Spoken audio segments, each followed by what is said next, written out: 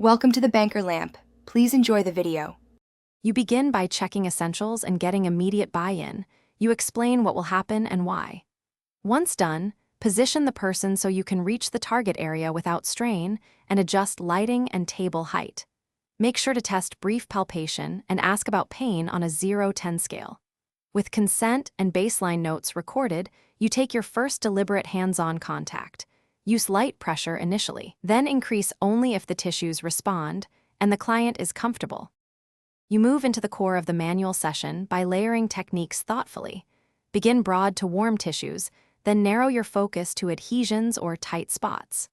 While you work, communicate why you choose each adjustment and what you expect to change. Once you find a restriction, combine sustained pressure with small mobilizations and ask the client to perform a guided active motion to help reorganize movement. Make sure to reassess after each set, so your next step is deliberate and evidence. You wrap the session by downregulating the tissue with slower, lighter strokes, and then reevaluate range of motion and pain to measure progress. Once done, give clear aftercare.